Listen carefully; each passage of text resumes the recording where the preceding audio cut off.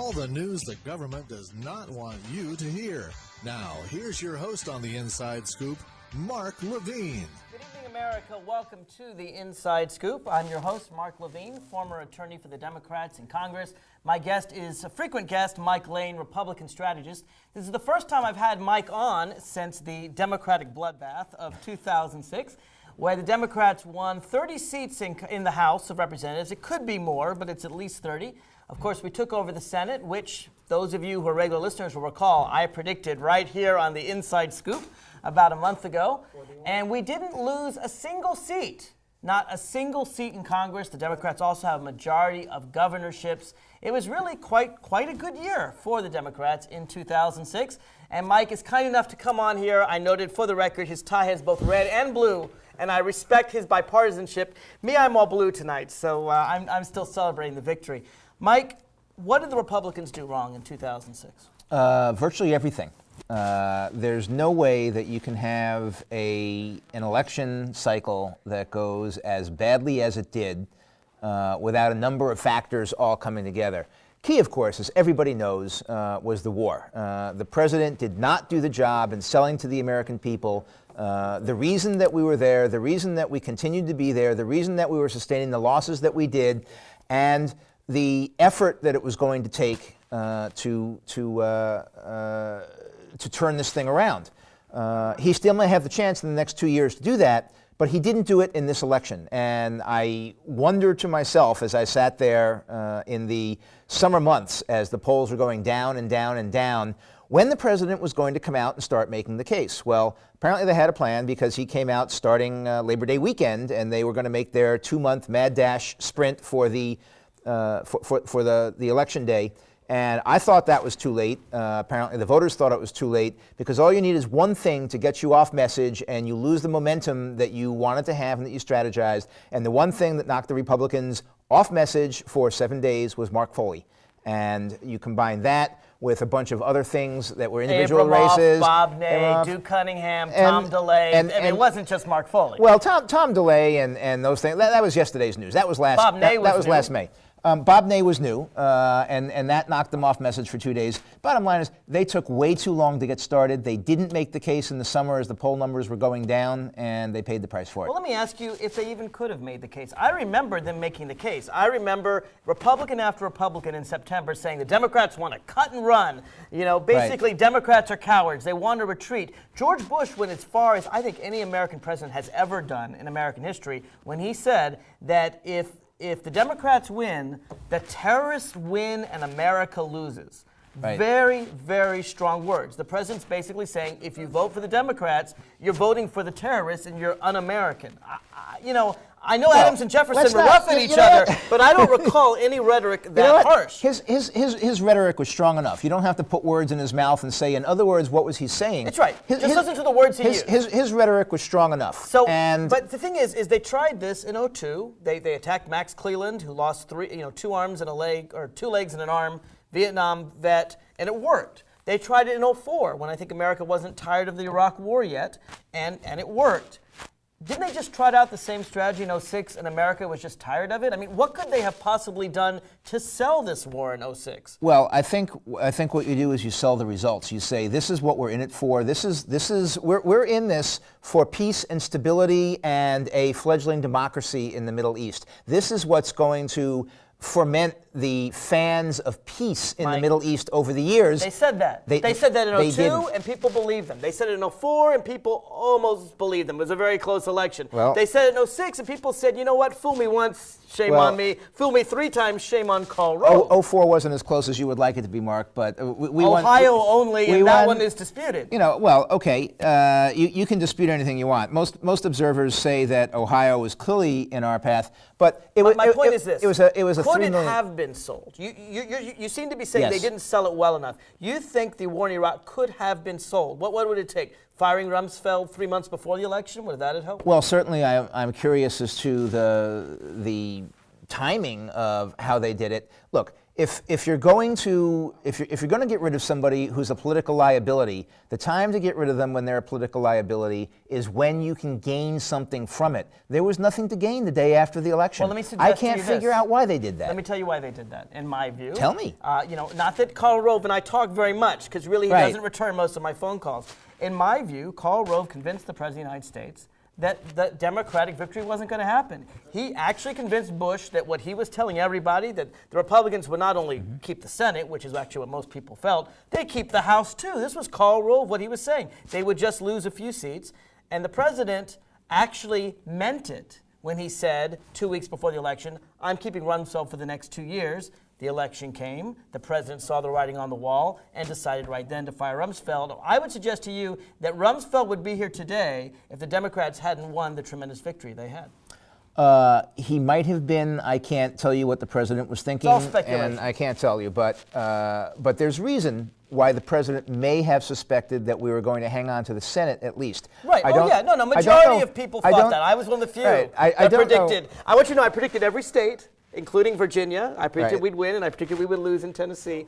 Sorry to brag a little, folks, but I have to point that out. All right. Congratulations. Thank you. Great. Thank you. And the 30 seats as well. I don't know who would have predicted that we were going to maintain the House. That clearly Karl just Rove wasn't did. in the card. Yeah, but I mean, there's a certain time when you're saying things for the sake of a campaign and you're bucking up the troops and you're trying to get people enthused and you're trying to get those phone callers to continue to make the phone calls and things like that. That said to Karl Rove something like, the polls just show that you're wrong, and Karl Rove says, well, those are your polls, but my polls show that.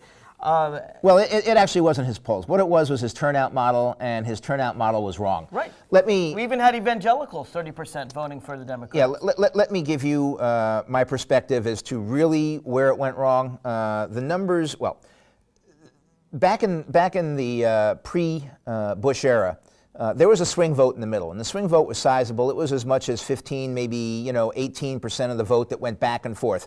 Republicans had a base, let's just call it maybe 42%. Democrats had a base, let's call it maybe 42%. And you were arguing over the 16, 15% in the middle. Round about 2000, when President Bush came in, the polling started to show that there was no more swing center anymore, that people were really locked into either one side or the other. So your campaign was not really an outreach to the center. Your campaign was really, how do you motivate and get your base on the Republican side or the Democrats on their side to come out? Well, this time, the poll shows, the exit poll showed that of the so-called independents, who identified themselves back up to 20% this time. We're no longer dealing with the 2000, 2002, 2004 model. The independents were 20%. They counted themselves 60 to 40 in the Democratic column, and that was the independents and the moderates. If you want to do it on an ideological basis, the moderates similarly went 60 to 40 to the Democrats. Tell you, the models I've seen were even stronger than yours. The models I've seen have shown up to 25% in the middle, and 2/3 of those people in the middle going to the Democrats. So there may be a range there, but we both agree on what happened. So the tactics based the middle on revolted. The middle said, by and large, Republicans, you've moved too far to the right, which comes to my next question. Does the Republican Party, therefore, move back to the middle to capture the middle, join with the Democrats on some of these Democratic proposals, things like raising the minimum wage, allowing the government to negotiate for better health care, giving cheaper rates on student loans, some of these programs that 70, I would argue even 80% of Americans support, but the Republican Congress was dead set against. Do they move to the center to try to capture that center, or do they say we're going to stay ideologically pure and move farther to the right? Well, the sad fact of the matter is that when you go from the majority into the minority, the first thing you do is you start looking for targets of opportunity. You don't have a strategy, you don't have a plan yet.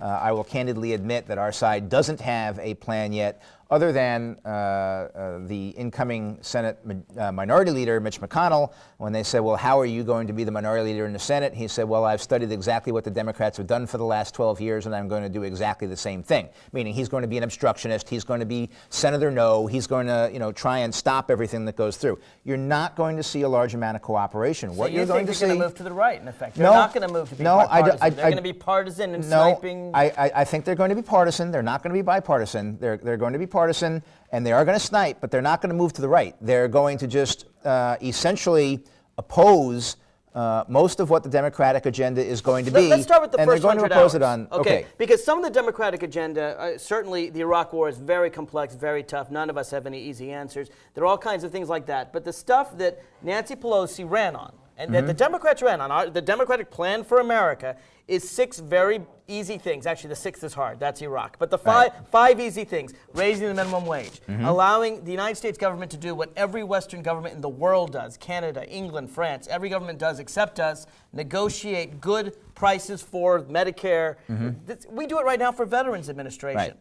Basically, it's a transfer of wealth from pharmaceutical companies to the elderly of America. The Republicans have stood with the pharmaceutical companies and against the elderly. When this comes for a vote, are you telling me the Republicans will actually filibuster a plan to make drugs cheaper for the elderly? Well, I don't filibuster a rise in the minimum wage?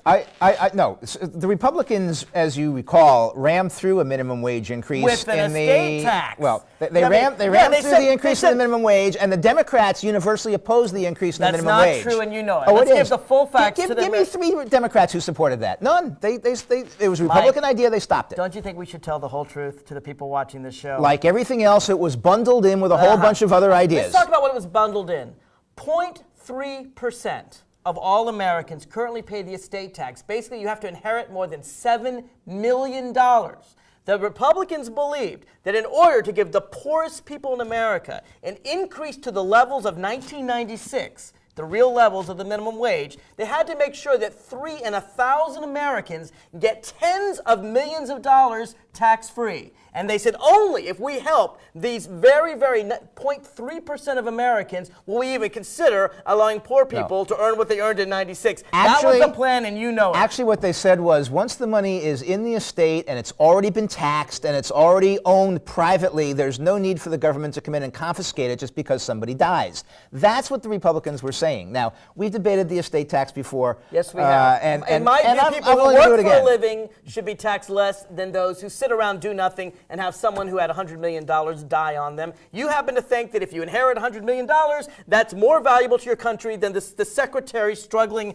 or the waitress, or the person at Burger King struggling to make minimum wage. You think that they aren't working hard enough, and Paris Hilton's working too hard. I understand. But the point is, it's a plain minimum wage without any additions. All right, the Democrats are going to do it pure and simple. The Republicans, should the minimum wage be increased? Will the Republicans oppose it? You know what? It's irrelevant if the minimum wage gets increased because nobody out there is working for the minimum wage anymore. Well, you don't know many people then. I mean, there are people at the bottom of. I know my local McDonald's has to pay $8.25 just to get somebody who can't speak English and has no skills to walk in the front door. I know. In other words, it's too low. We maybe need to increase it even more, and that's in Northern Virginia. But as you know, there are rural areas that people still getting paid the minimum wage, and as you also know, when we raise the minimum wage, people making $1 above it, they get bumps too. Making $2 above it, $3 above it. So you're admitting that it's highly inflationary then?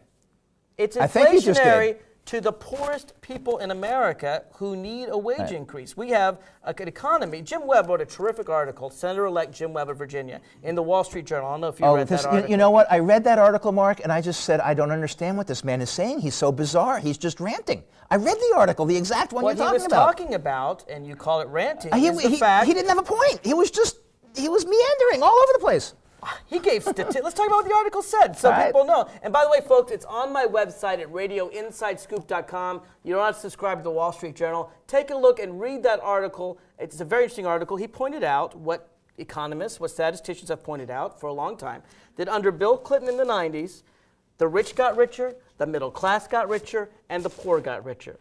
Under George W. Bush, if you're in the top 1%, you are doing better than ever before in America. But if you're in the middle class, heck, even if you're in the 70% on down, 70% of Americans are worse off. The guy in the middle is worse off. People are struggling. They have to work harder just to make the same wages. We are becoming, if you will, Mexico. We're heading in that direction. Latin America, we have a few at the top that are super, super rich, and everyone else is very poor. And he wants to reverse that trend. If Jim Webb call that ranting. If Jim Webb really thinks this country is becoming Mexico with no opportunity and no upward mobility for people, then Virginians have indeed made a huge mistake, and that'll be corrected in 6 years. We're not there yet.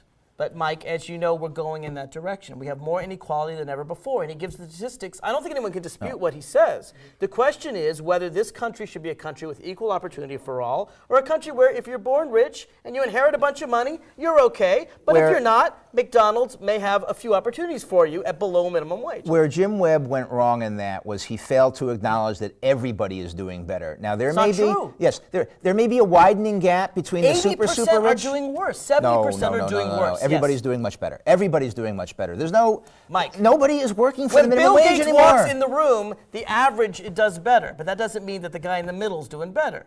Okay? Just because the stock market is doing well for Exxon shareholders, you know what? Not every American is an Exxon shareholder, and those that aren't are doing worse. But 65% of Americans are now shareholders, and that's creating an investor class which is good for America, and it's turning people. You can no longer. Some people have one share of a succeed. stock that their grandparent gave them, but as we know, we have an economy that's repeatedly rewarding the super rich. One of the things Jim Webb pointed out in that article is that CEOs today, on average, make 400 times the wages of the average worker. In 1950, it was 20 times. I'm all right. I'm not going to defend the CEO pay scales. That's that's between their shareholders or in their board of directors and Except them. that it's all incestuous, as you know. I happen to think it's obscene, but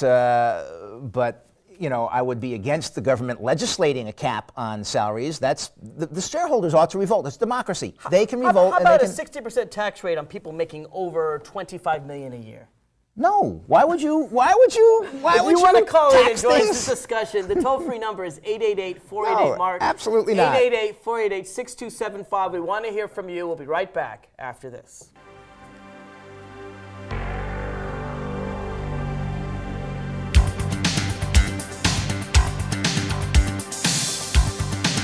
This is Mommy's bed. We happened to go to someplace that I had never Me been. and Jenny were jumping on it.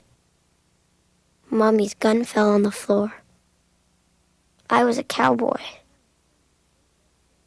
Bang, bang, bang, bang.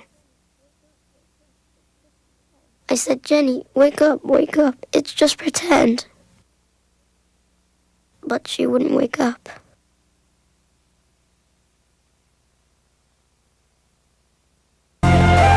If you give me a fish... If you give someone a fish, you feed them for a day. Teach someone to fish. You feed them for a lifetime. Give me a fish, and you'll feed me for a day. Teach me to fish, and you'll feed me for a lifetime. Through Volunteers of America, you can help change lives in your community.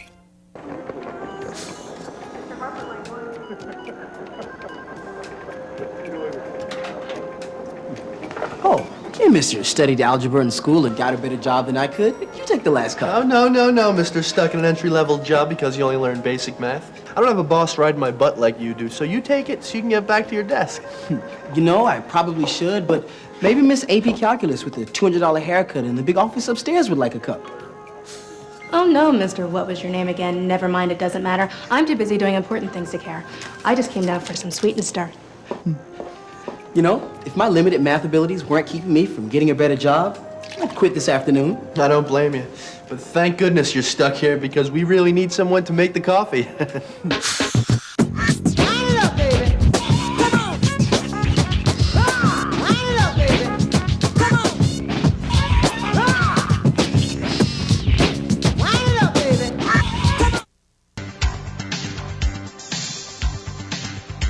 From Washington, back to the Inside Scoop with Mark Levine. Welcome back to the Inside Scoop. I'm your host, Mark Levine. My guest is Mike Lane. He's a Republican strategist. I used to work for the Democrats. We're talking about the election of 2006. If you want to join in, this is live TV. It's a rare and wonderful thing. We want to hear from you. The toll-free number is 888-488-MARK, 888-488-6275. The local number is on your screen. Mike, let's get some answers to the questions I asked before then. Minimum wage. Nancy Pelosi says in the first 100 hours, the Democrats are going to raise the minimum wage to $7.25. Will the Republicans filibuster in the Senate? Will Bush veto it? Or will the minimum wage be $7.25 come the end of January? The minimum wage will be raised to $7.25. The Republican Party, for whatever reason, combining it with other things or whatever, is on record supporting an increase in the minimum wage. That's the one thing that's going to fly through with no problem. Okay. why didn't the Republicans raise the minimum wage before the election? If the Republicans support this, or is it that they now recognize that the country's behind the Democrats and they're going to cave in? But is this what it took? It took this kind of a minimum wage bill. I mean, hardly anything is plain and pure in the Congress, as you know. There are very few things that fly by on their own. Everything is a compromise because you're trying to cobble together a majority of people, and if you've got 48% who would vote yes on something and you're looking to get 55%, then you've got to give them something else that will bring those other 7 people in, et cetera. But clearly the Republicans didn't believe the minimum wage on its own was something their caucus would support prior to the election. As I pointed out before, it was mostly an irrelevant bill. You're right. There are some people out in rural nowhere that might still be working for the minimum wage. But beyond that, 99% of the lower income workers are making well in excess of the minimum wage at this point, and it's just not a relevant. It's not a relevant number. What I'm told in labor is that it affects some 20% of workers. In other words, it might only, and I don't think it's 1%. I think it may be 3 or 5%. That when it raises the lower amounts, it also bumps up people at the lower. It will have an inflationary effect. Yes. So what you call inflationary. All right, healthcare. Here you've got pharmaceutical companies versus America's elderly. Pure profit. The money either goes to pharmaceutical companies or it goes to the elderly, as it does in Canada, England, France, and virtually every Western nation. The Democrats are going to pass that bill in the first 100 hours in the House. Will the Republicans filibuster in the Senate, and will George Bush veto? I don't know if they'll filibuster it, but it's not going to pass in 100 hours in the Senate. There will be a lot of discussion. The fact of the matter is, Mark, as much as you and your colleagues want to criticize the prescription plan that was put through under the Republicans, it's wildly popular among seniors out there. The current polls... I haven't heard that. What seniors are you talking to? They say it's too confusing. They can't figure out which way to go. Polls show 80% of seniors who are enrolled in it absolutely love it. Who are enrolled in it? I can give... What percentage of seniors are enrolled in it? Like 68%, something like that. I don't think it's that high. I was sitting down, as we all got back from Thanksgiving, I had the chance to go down to South Florida, which is a very big retirement community. Every morning at 7 o'clock, I'm over at Panera Bread, scamming some of their free Wi-Fi so I can keep in touch with everything while I'm drinking my coffee and eating my bagel and stuff like that.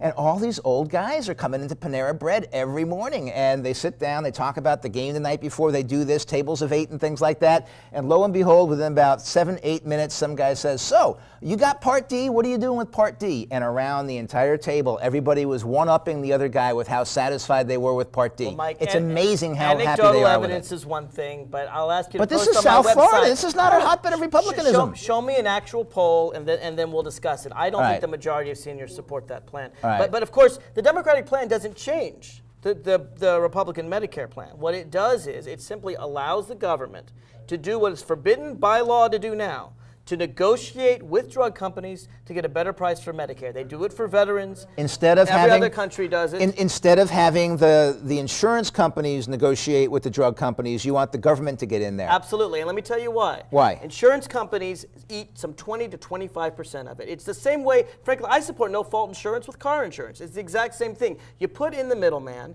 and they're competing with each other, and they have to pay their actuaries and their secretaries and everything else. There are some things, I know you hate to hear this, but there are some areas of the economy that are better performed and more cheaply performed by, yes, the government than private industry. I know that's against everything that you ever want to believe in. That's why in Virginia, folks, we don't even have roads because the Republicans think, oh, let the private people build the roads, not the government. There may be, but delivering health care is not one of them. People don't want their health care from the government. People want their health care from the private sector. They can get it from the private sector, but the government can negotiate lower prices for them.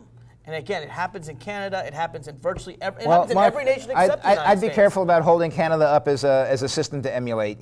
Canada they're running out of health care. They ration it up there. You don't want to use Canada as the example. Come up with a better one.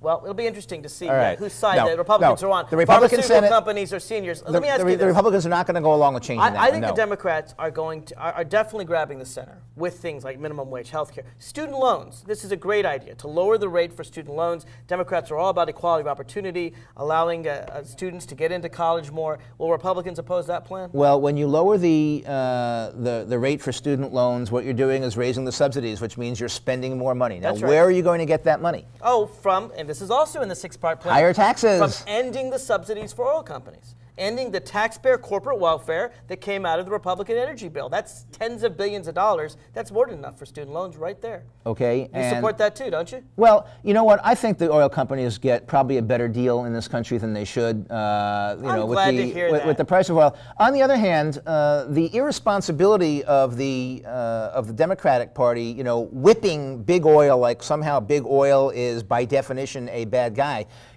Big oil can take a. As far as I'm concerned, big oil is the reason we're in Iraq. Big it's oil, a very bad guy. Big oil can take a glass full of crude out of the ground in the Middle East. They can get it in the pipeline, ship it to the terminal, get it on a tanker, get it over here, deliver it to New Orleans, ship it up here, refine it into gasoline, and get it into our tank, all for half the price that we can get a bottle of water on the shelf at Safeway. And all it costs is half a bottle of water, 3,000 American lives, 20,000 wounded, hundreds of thousands of Iraqi civilians, and $500 billion in taxpayers' money. And now they're burning our oil fields in Iraq. So it's not. Let's talk about the real cost of getting that oil. They're not our oil fields. They're the Iraqi people's oil fields. And the president has always made that clear, that they are the Iraqis' oil fields, not ours. Very interesting. If we wanted to take the oil money, we could have taken it years ago. We have not done that. Bush said something very interesting, and I heard him about 2 months before the election. It surprised me. Okay. Not because it was dishonest. It surprised me because it was honest. And I'm not used to hearing a truthful statement from this president.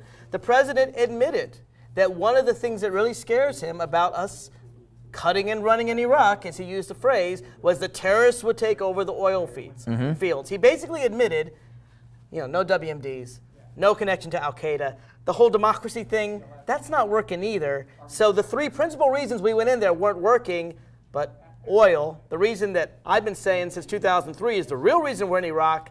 That's his concern, and he admitted it in public. It really surprised me. Well, you might recall that one of our first shows we did together several years ago, I told you, from my perspective, that oil, and stability of the delivery of oil to the rest of the world was one of the reasons why we wanted stability in the Middle East. You know what? And I don't think that's a bad goal. I'll even give you that it's a decent It's not a bad reason. goal. I don't think it was enough to invade Iraq. But I understand that goal. In my view, and I think in your view too, the goal though is to get away from oil, to get away from an entirely oil-based economy. And Al Gore, who, because of this, I'm ready to endorse the guy for president already in the Democratic primary. At this point, I like him better than Hillary Clinton or Barack Obama, although I like both of them a lot. Right. Al Gore has come up with a tremendous program, which, how many people in America really come up with new ideas, with foresight?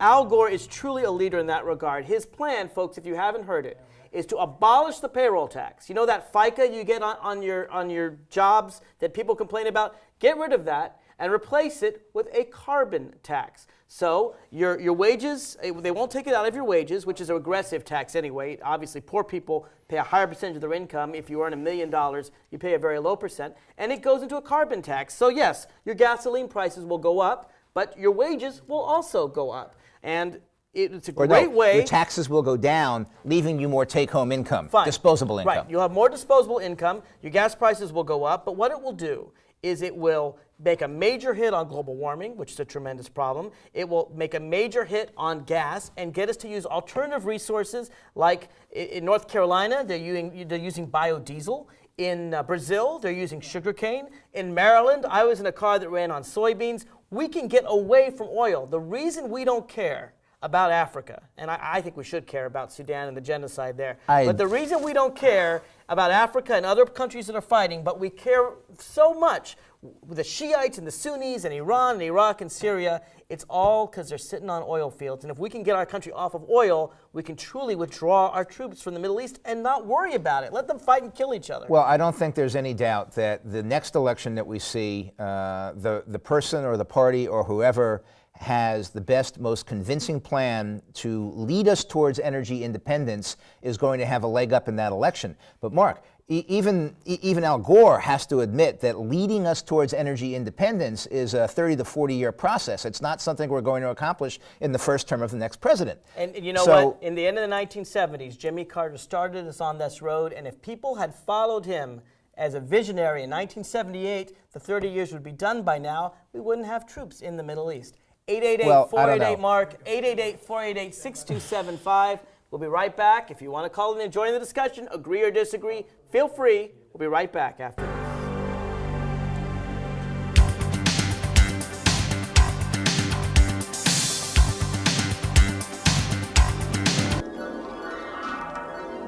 Sweetheart, smoke outside now. You promised. Okay, hon. Sweetheart, smoke outside now. You promised. What kind of man are you? I'm a father. Look here, my father was a father, and he smoked his brains out in the house. Watch as he blows those smoke rings on my little red face. You probably have asthma. Asthma? Schmasma. I'm telling you, nothing's gonna happen to your kids. Don't swear when you're lying. You know very well that thousands of kids get bronchitis, ear infections, and even pneumonia from their parents' cigarette smoke. And didn't you promise your little angels you'd smoke outside? Hey, Daddy. Those little devils are just so sweet. Do the right thing. Please, smoke outside. Until you can stop, go out for your kids. Take the pledge. Call 1-800-513-1157.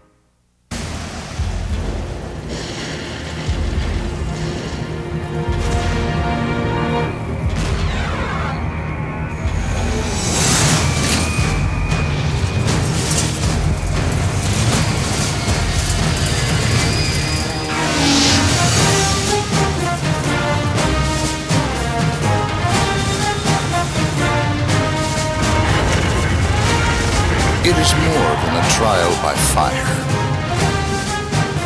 It is a rite of passage, a challenge to join the elite. And if you succeed, if you can master your fear, outsmart your enemy, and never yield even to yourself, you will be changed forever. The few, the proud, the Marines.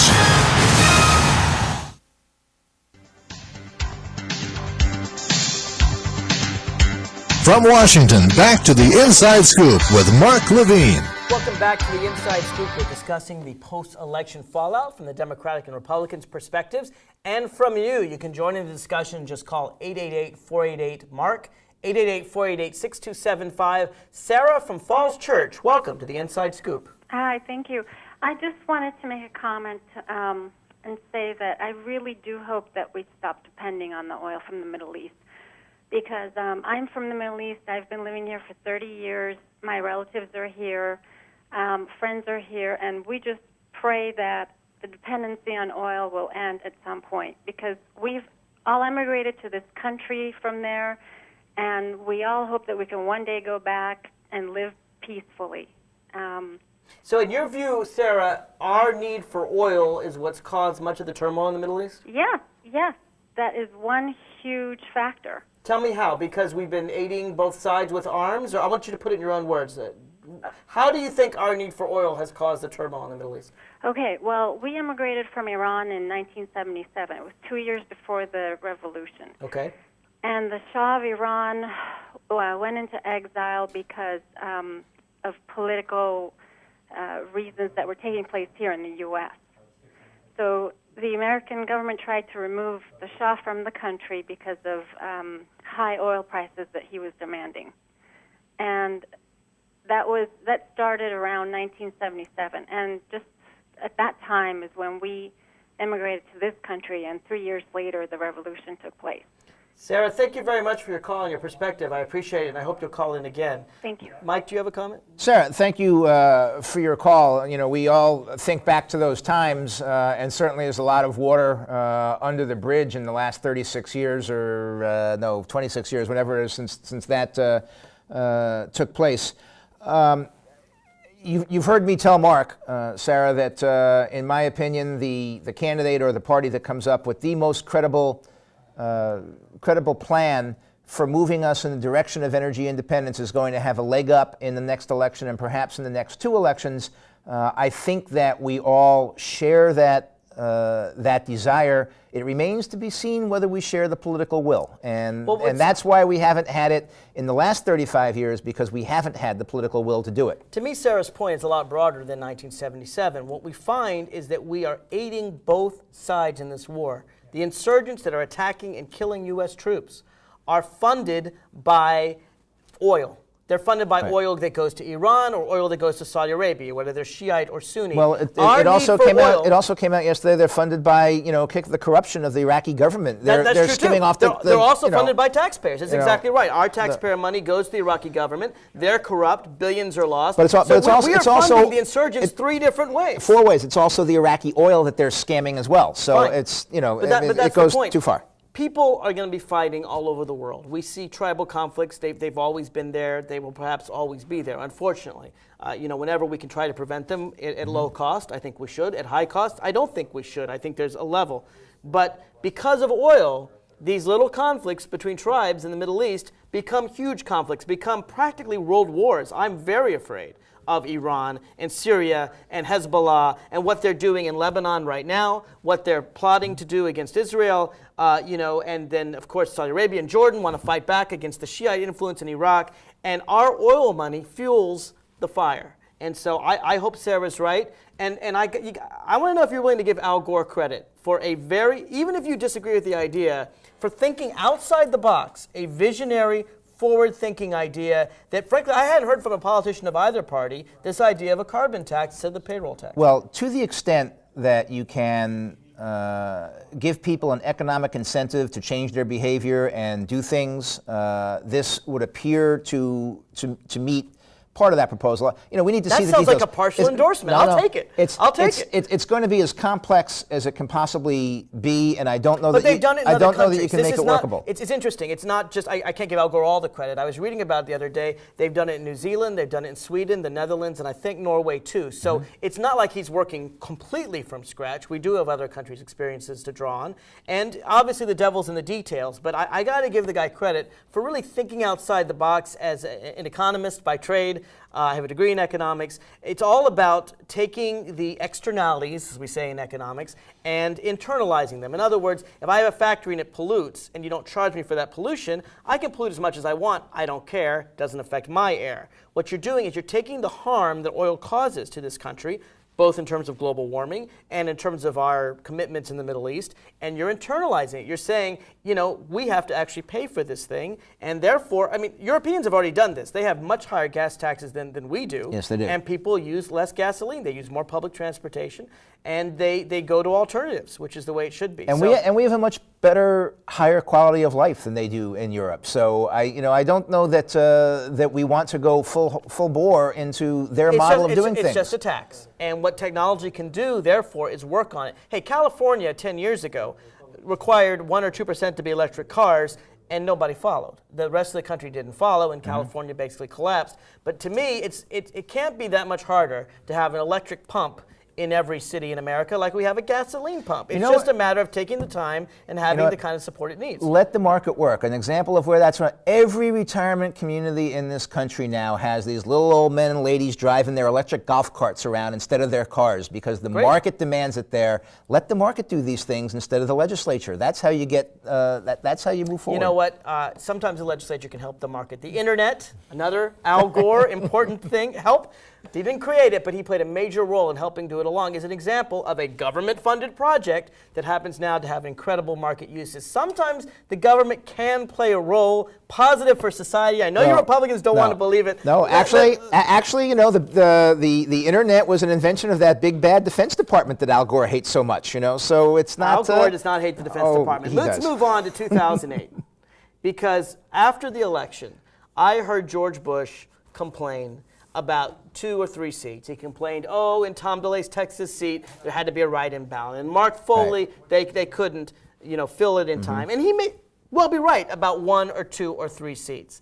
But in looking at the trees and not looking at the forest, not looking at 30 seats by the Democrats, clearly they weren't all due to Mark Foley or Tom DeLay. I think he's missing the point of what happened. What happened in 2006 and will be remembered in history is that the Republican Party stopped being a national party and became a Southern party. What you saw is in New England today, as of today, there is a single congressman that's a Republican from New England. He's Chris Shays. He's a moderate. He's actually a Republican I respect, one of the few I do. He's the only one. in New England, Connecticut, Rhode Island, Massachusetts, Maine, New Hampshire, Vermont, they're all Democrats. And now New Hampshire's 2 senators are Republican. Let me tell you, they're next on the chopping block. Sununu, he's out of there. I think you're going to see a solid Democratic New England, a far more Democrats across the Midwest. You still have the old Confederate South, but it seems to me if the Republican Party continues to run right of center, they're never going to recapture in 2008. Well, no, they will always run right of center because they'll always be the conservative party. The question is, how far right of center do they need to run? Fair enough. I'm not going to concede you Senator Sununu's seat yet. I'm not going to concede you. You should. We've got it in the bag. I'm not going to concede you Senator Snowe or Senator Collins' seat in Maine.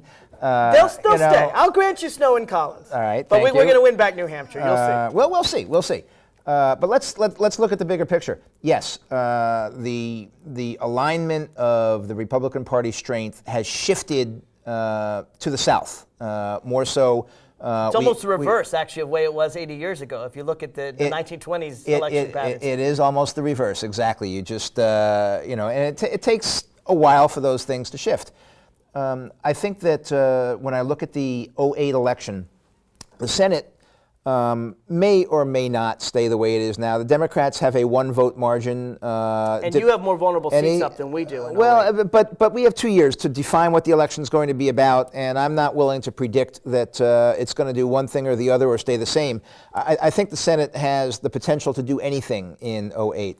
Looking at the House, the Democratic majority in the House is strong. You have an uphill battle, don't you? You might win back Tom DeLay's seat. No, it's not. You might win back a few seats, but you're not going to win back the majority. I would doubt, at this point, I would say it would be unlikely that we'll win back the majority no matter what happens.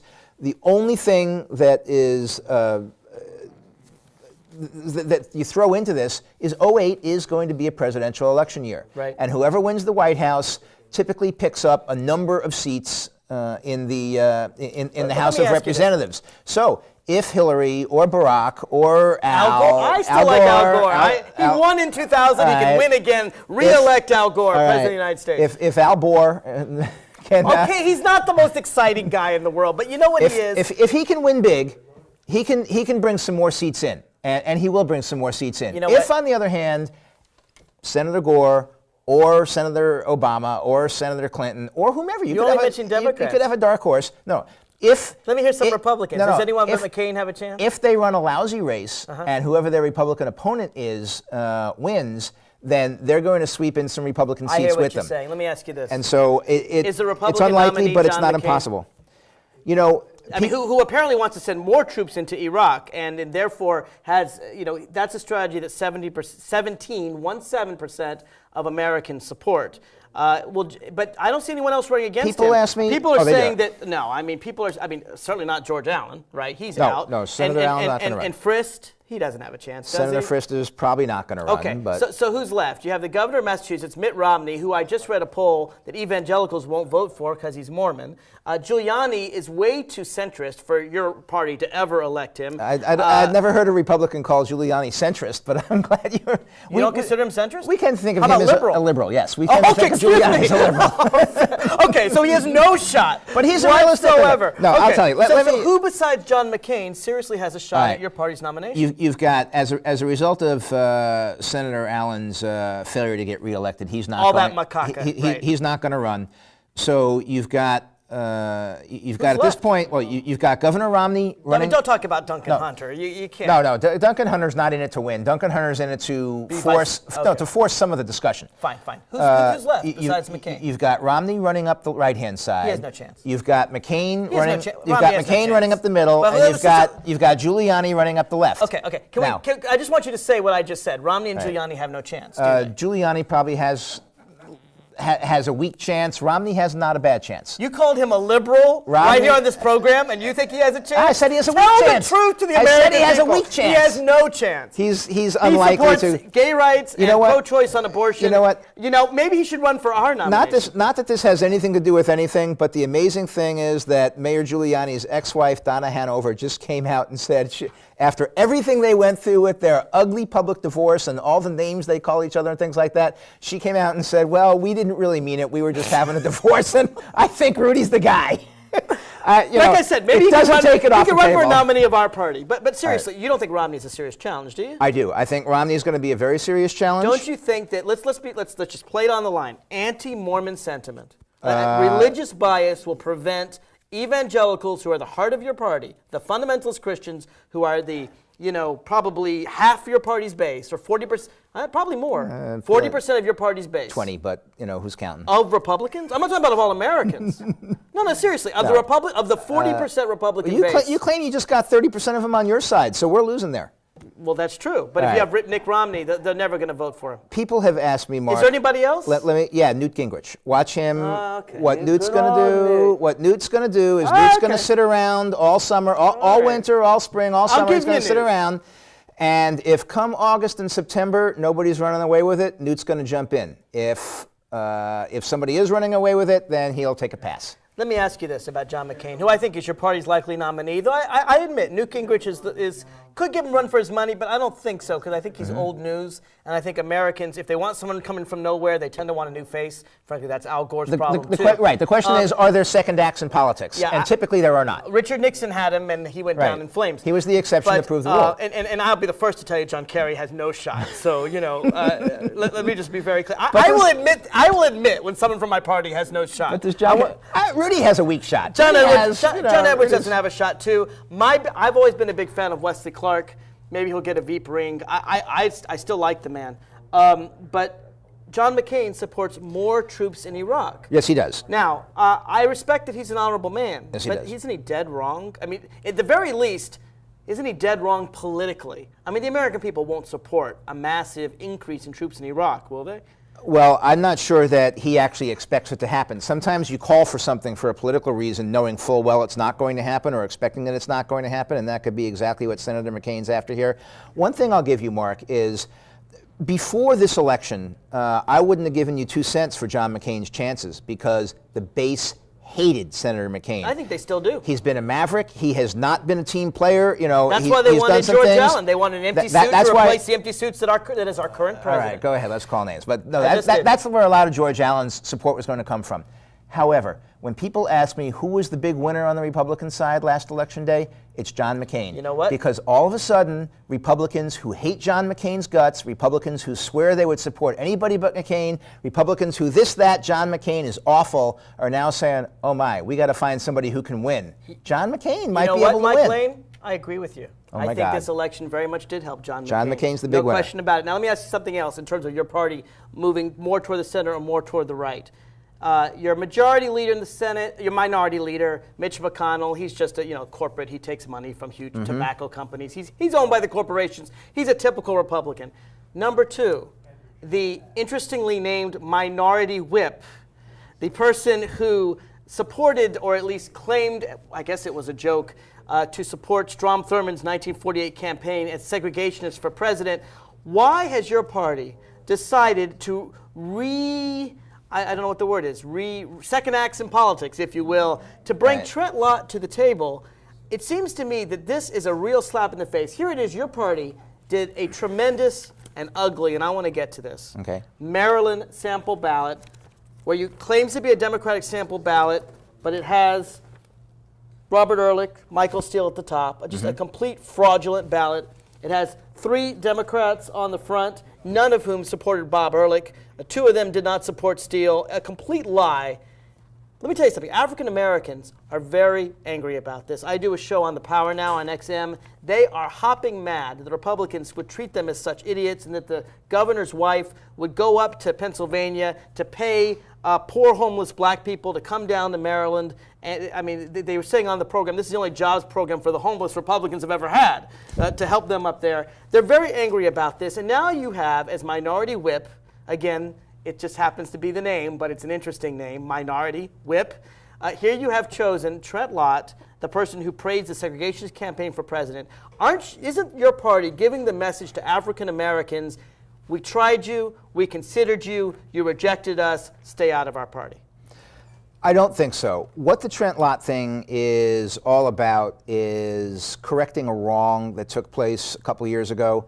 Trent Lott got a raw deal on that. He was forced out for the wrong reasons. You don't think he should have been forced out? given what he said? You know what? I don't think. I had the advantage of learning to watch what leadership was all about in the Republican Party under Howard Baker and Bob Dole, and I watched those guys, and they were tremendous. I respect both those guys. But they were tremendous Senate leaders. Whether you respect, they were real leaders. But they weren't Rovian. They were not they were bipartisan. They were not throwing, flames. But then they weren't doing commercials like the one against Harold Ford. Call me Harold. Right.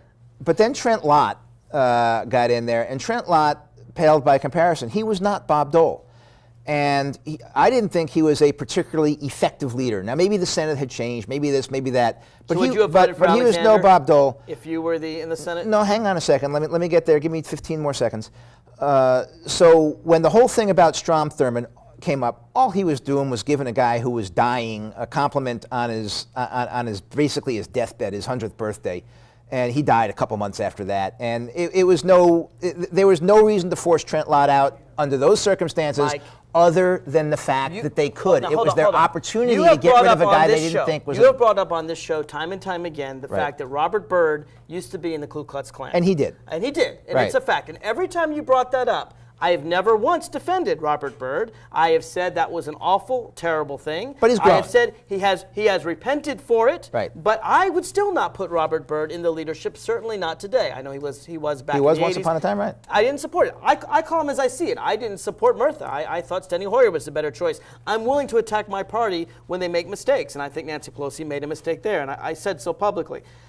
Is it right to have as number 2 in the Senate a person who praises not just Strom Thurmond, but praises his segregationist campaign for president? To me, it would be like me saying not Robert Byrd is a good, Senate parliamentarian, which he is, but for me to actually say, yeah, I'm glad, good for you for being in the Ku Klux Klan. Isn't that in effect Lott said about Thurmond? It would be the equivalent of saying maybe he was a good Grand Dragon of the Ku Klux Klan. And Can you imagine any Democrat saying that and staying in a leadership position in our party? Oh, sure. It would not happen. Total double standard. You get away with everything. No, be serious. If any Democrat said, yes, Robert Byrd was a great Grand Dragon of the Ku Klux Klan, they would be out on their ear. They wouldn't be a chairman of anything, much less number 2. You know that's true. More than likely. Look, Trent Lott is not a racist. Trent Lott is a very nice guy who knows how to play the inside politics. Because he wasn't a particularly effective leader, this whole Strom Thurmond thing was able to be used against him, and when the White House pulled the plug on him, he was gone basically because Frist wanted to move up, and Frist knifed him in the back. That's the heart of my question. Aren't you sending the wrong signal? I don't think so. If any African American or any other voter is going to vote yes or no on their local Republican congressman because the Senate elected Trent Lott as the minority whip, then that's not a vote we're going to get anyway. Would Corker have run without the ad, which I consider racist, against Harold Ford, the "Call Me Harold" from the white blonde bimbo of Playboy, or do you consider that ad not racist? You know, here's the problem with that ad. If you and I certainly see where somebody would make the accusation. I laughed hysterically at it. I thought it was very funny. Funny like Borat is funny. And okay, so they had they had this they had this blonde. I haven't seen the movie, but I looked at it. But they had this blonde bimbo who said, "Oh, call me Harold." Well, the problem is if you say, "Oh, some people might be offended by that. Let's put a black model in there," and you put her in there, then the argument's going to be on the other side. "Oh, you're stereotyping black women and you're making them, you're making them whores and sluts and things like that." Did you see the Corker ad? The first had a black woman. You missed the whole ad. That was the end of the ad. Was the white woman. The beginning of the ad is a black woman who says, "I have no idea what Harold Ford stands for, but he's good looking, so I'm going to vote for him." Okay, but that was the beginning of the ad. But that wasn't the blonde. That wasn't racist. It was sexist, but it wasn't racist. But the bimbo, when you have the hooker, the bimbo, etc., like that, if you put the black model in there, then you're stereotyping black women. Why are we having bimbos in our ads? He went to a party of 3,000 people that was a Super Bowl party, along with several other members of Congress. And it wasn't like there were strippers there. And the reason we did it was because he was really stupid. When asked about it, he denied that he'd been there, wouldn't comment on it. "No, I wasn't there." He got defensive. If he had just said what he said at the end, "Yeah, I went there. I like women and I like..." We only have a few minutes left. I want to talk about Iraq because it is obviously in the news. It is obviously a problem. And I want to talk about an article by Senator Chuck Hagel, Republican of Nebraska, in the Washington Post, actually just Sunday. Right now, Iraq, as of this week, in fact, has gone on longer than World War II. Right. And Chuck Hagel writes, there will be no victory or defeat for the United States in Iraq. These terms do not reflect the reality of what is going to happen there. The future of Iraq was always going to be determined by the Iraqis, not the Americans. Iraq is not a prize to be won or lost. And he goes on to describe how basically we have, I'll just one more quote, we have misunderstood, misread, misplanned, and mismanaged our honorable intentions in Iraq with an arrogant self-delusion reminiscent of Vietnam. This is a conservative Republican senator from Nebraska, perhaps the reddest state in the United States, the only state, by the way, that still has 5 Republican congressmen. When Hagel... Yeah, one of them probably wants to move up to the Senate. I'll bet you he gets a challenge. When Hagel is saying things like this, doesn't it mean we need a change of course in Iraq? No, Hagel is not a mainstream Republican. He has some conservative issues that he's, very much part of the Republican Party on. But he is not a mainstream Republican. Well, let me give you Henry Kissinger. He's not particularly influential. Is Henry Kissinger a mainstream Republican when he, who supported the Iraq 2 years ago, now says there can be no military solution? I mean, isn't he a wise old man of your party? Yes. Well, I don't know if Henry himself would consider himself a Republican as much as he would consider himself a foreign policy expert. And yes, Henry Kissinger is a foreign policy expert, and a pure military solution in Iraq is probably not the answer. You need That's a new statement from you, so I'm glad to hear it. Well, you need to have actually, I've always said the Iraqi people need to come together and decide what they want to do, and the Iraqi people need to do this. And if they would all hold hands and sing political Kumbaya, we wouldn't have a problem. Well, but they're not coming together. They're in a civil war, and it's getting worse. You have the Shiite militias and the Sunni militias. They're killing all the people they can, and the only difference is our guys are caught in the crossfire. I mean, we're already in a civil war. I'll be the first to admit, if we leave, there will be chaos and civil war. But if we stay, there is chaos and civil war. I see no difference except we get caught in the crossfire. Well, last night on 60 Minutes, a show I'm not given to watching very often, General Abizaid took issue with what you just said. I heard him. And he was actually very articulate, I thought, in terms of saying, we're not in that chaos that you're describing, that there is a future, and he thinks that we're moving toward that future. He thinks we're at a very critical point, and that things have to tip in the right direction. He doesn't want more troops, the way Senator McCain does, but he doesn't want to cut and run the way Nancy Pelosi and the Democrats do. What General Abizaid is saying is what George Bush has been saying almost verbatim for the last 4 years. I heard nothing new. I heard hope and progress and optimism. I heard a lot of the same things I've heard George Bush saying ever since 2 months after the war. He's standing on a ship in front of Mission Accomplished. Well, what did he say that was new? And we have about 30 seconds. Well, I think what General Abbas said was he underscored the difficulties of cutting and running. He said you're just going to you're going to create a mess if you do that. I'll admit it here tonight. There are difficulties with cutting and running. The problem is there are difficulties with staying and dying too. And I'd be the first to support, as you've heard me say on this show many times, the Kurds need us. I support an independent Kurdish state. I'd be willing to keep troops in Kurdistan. I don't think we have a problem with that. For the Shiites and the Sunnis, they're going to enter a bloodbath. It's going to be similar to the bloodbath in 1982 between Iraq and Iraq. And the best we can do, I think, is get Americans out. And it won't be pretty either way. I would hope we could give them some hope for resolving their differences. A lot of that is going to be putting the pressure on them to disarm their militias, which Alawi has not done so far. We'll find out. I'm afraid that's all the time we have. We're not going to resolve Iraq tonight. Tune in next week for another edition of The Inside Scoop.